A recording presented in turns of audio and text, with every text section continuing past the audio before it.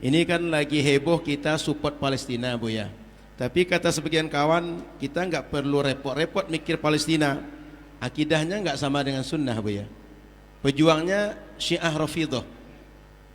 Yang kedua, ngapain repot-repot boikot produk Israel atau dukung Israel? Gimana dua ini, Bu ya? Yang pertama, ini bukan urusannya urusan akidah.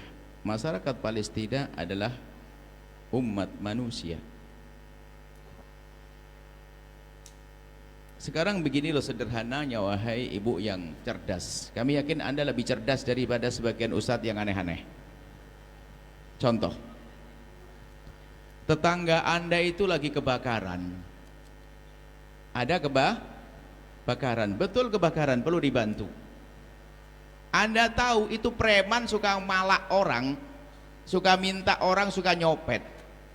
Tak taunya preman itu mau membantu memadamkan kebakaran. Apakah Anda bahas ribut? Ntar preman nggak boleh ngomong gitu.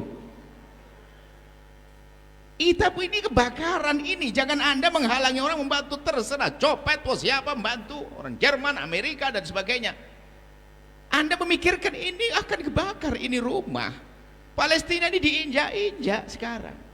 Mestinya Anda mau pokoknya bagaimana kita nolong orang Palestina, terserah yang nolong siapa. Jangan malah Anda menggembosi, Anda menghentikan orang membantu Palestina. Mana hati Anda? Mana nurani Anda? Jangan berkata, wah yang di sana, yang ikut berjuang di sana ada orang begini ini. Tapi Palestina sendiri, mereka adalah manusia. Dan mereka juga punya akidah. Mereka adalah bangsa. Dan kita juga banyak sering datangkan tamu dari Palestina, banyak akidahnya sama dengan kita kok. Kita sudah bicara tentang kemanusiaan. Tolong ini. Jadi tidak usah berkata, wah ente preman nggak boleh nolong ya. Ente pencopet jangan, biar kebakaran, nggak ada. Siapa? Ayo kita bebaskan ini. Baru setelah itu kita nasihati pencopetnya dan sebagainya. Ini babnya beda. Sekarang kita mendesak untuk menolong Palestina. Jangan malah meragukan orang untuk bisa menolong. Kemudian yang kedua, di saat mendengar berita Palestina, hei orang Palestina, ketahuilah hei hamba Allah, Palestina, orang Palestina aman. Meninggal mati syahid mereka. Akan tapi yang mengerikan adalah ada kemunafikan di hati kita. Mana hati Anda? Takut ada kemunafikan di sini. Maka membantu ini adalah bentuk cara mengeluarkan kemunafikan di hati kita. Makanya ada orang bertanya Palestina, sebelum kau bertanya tentang Palestina, menyebut Palestina, ramai Palestina, mengangkat suara Palestina. Sekarang aku bertanya kepadamu, pernahkah Anda sedih di saat mendengar Palestina? Tanyakan dirimu sendiri. Jangan hanya pengen viral saja membantu Palestina. Anda sedih atau belum? Lalu Anda bawa dalam kunut nazilah sholat Anda atau belum? Anda bawa dalam panjatan doa di tengah malam untuk Palestina atau belum? Maka yang paling mudah untuk bantu orang Palestina adalah yang pertama adalah dengan panjatan doa. Yang kedua adalah Anda potong dari rezeki Anda. Donasikan, berikan bantuan kepada Palestina. Jangan Anda bertanya, nanti nyampe atau tidak nyampe? Bukan urusanmu. Urusanmu adalah mengeluarkan kecuekanmu di dalam hatimu, bukan urusan itu. Anda paham makna ini? Dan kami harus serius masalah ini. Karena permasalahan kemunafikan nanti di hati kita. Yang penting keluarkan dulu kecuekan. Terserah uang nyampe, gak nyampe, ini babnya lain. Dan ternyata nyampe.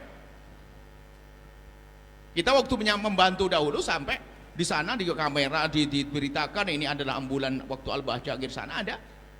Dan nyampe ke waktu dulu. Dan sekarang pun juga memang ada kadang terhenti, dibuka masuk, terhenti, dibuka masuk. Kalau ternyata ada yang nyabotase, dibelokkan kemana dan sebagainya, ini babnya beda. Gak usah jauh-jauh ke Palestina. Ada orang bantu masjid dibelokkan sama orang juga ada kok. Apakah gara-gara begitu langsung jangan bantu masjid? Wah ini adalah ustadz ngaco ini, kalau bahaya banget ustadz ini. Misalnya kalau ustadz kan tidak ada ustadz begitu, masa ustadz? Tidak mungkin lah. Ya, cuman katanya Buya ada ustadz, tidak mungkin ya ustadz begitu, tidak mungkin. Hati nurani nggak akan berkata begitu, mustahil. Karena ini masalah kemanusiaan. Sekarang lihat negeri kafir pun gerak mereka untuk ini. Lah kok kita orang Islam masalah seperti itu? Kemudian ini masalah membantu Palestina. Sekarang Anda tanyakan diri Anda sendiri. Tidak usah Anda jawab. Anda sudah mengeluarkan dari kocek Anda atau belum? Mohon maaf, tidak usah dijawab. Jangan banyak ngomong tentang Palestina. Anda sudah mengeluarkan belum dari kocek Anda? Hei hamba Allah, itu anak kecil dibantai di sana. Mana iman Anda? Mana kecintaan Anda? La yu'minu ahadukum hatta yuhibba li akhihi ma yuhibbu li nafsihi. Tidak sempurna iman kalian kalau belum peduli dengan saudaranya. Baik. Tidak iman seseorang kecuali dia mencintai untuk orang lain seperti untuk dirinya sendiri. Kalau kita tidak rela mereka dibantai, kita harus tidak rela. Paling tidak bertambah dengan panjatan doa. Paling tidak kami hinjau kunut nazilah setiap sholat. Kemudian malam, tengah malam sering kita doakan. Yang kedua adalah keluarkan dari koce Anda. Jangan bicara mengangkat senjata, Anda bisa masuk ke sana, repot. Ada orang, nanti aja saya mau perang, kelamaan. Keluarkan duit, jangan ngajak perang-perang. Perangnya nanti, belum tentu. Yang pasti Anda punya uang di koce Anda, mau bilang senjata-senjata, dibuka beneran malah lari terbirit-birit nanti. Nggak usah ngomong tentang mengangkat perang, senjata, jihad, Allahu Akbar, dah ente keluar duit, dah. Itu saja sudah selesai, nggak usah jauh-jauh. Tujuan kita mengeluarkan kecuekan dari hati kita. Adapun masalah produk-produk, ada fatwa MUI akhir-akhir kan begitu. Kalau Anda punya anak di Al-Bahjah sudah dari dulu, mulai dari konflik-konflik Palestina selalu kita sudah memutuskan semua produk-produk sudah tidak ada. Kalau yang punya anak di tempat kita sudah, di kita punya apemat tidak ada, jual itu sudah lama. Sehingga bukan masalah fatwa MUI. Ini bukan fatwa MUI, akan tapi fatwa hati seharusnya. Masa nunggu fatwa MUI? Tanpa MUI berfatwa itu Anda sudah punya fatwa seharusnya. Mestinya begitu, tanpa MUI punya fatwa, Anda sudah punya fatwa hati. MUI hanya mengukuhkan. Apakah Anda tega, hai hamba Allah, membeli sesuatu untuk ternyata hasilnya adalah untuk di sana? Mana? Bisa jadi itu bom yang meledak kemarin itu gara-gara Anda belanja itu berapa ratus ribu tuh, berapa juta itu. Mana fitrah? Mana nurani Anda? Mana nurani Anda? Kemudian di saat bicara tentang pemboikotan ini, pelarangan ini ada makna yang besar. Pertama lagi-lagi gini loh ya, kalau memang Anda pelit tidak bisa bantu orang Palestina, paling tidak Anda jangan bantu orang Israel, hei hamba Allah. Ini tingkat pelit sudah, tingkat pelit paling tidak. Kalau bisa Anda bantu Palestina dan tidak bantu Israel. Ada orang yang, coba Anda saja nilai, ya saya bantu Palestina tapi ya nggak apa-apa, bantu Israel. Coba kira-kira logika Anda, cara cerdas Anda di mana? Tetangga Anda, ya kan, luka-luka dipukulin sama orang, Anda orang baik, astagfirullahaladzim, dipukul sama orang, langsung saya jamin bawa ke rumah sakit, semua biaya rumah sakit saya yang biayai. Bagus atau tidak? Bagus. Tatanya ada orang, Pak pinjem pisaunya mau tak tusuk lagi. Oh ya itu ambil pisau di dapur tuh,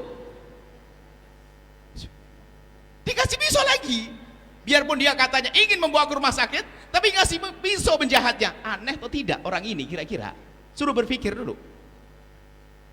Memang hebat, langsung biaya rumah sakit sebanyak apapun, miliaran akan saya biayai untuk pengobatan orang ini. Tapi ngasih pisau sama orang yang jahat kepadanya. Kira-kira gimana Anda berpikir? Hei, yang paling bodoh yang ada di sini, Anda bisa berpikir.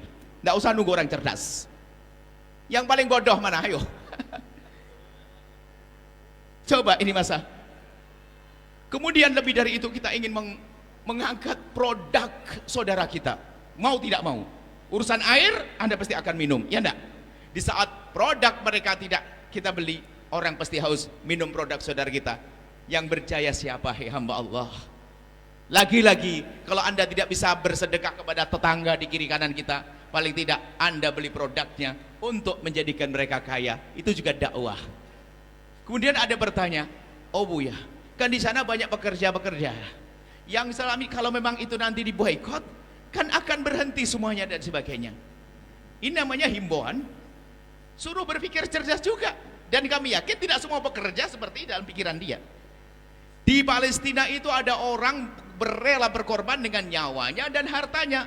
Ini hanya menahan untuk tidak punya kerjaan saja kok susah.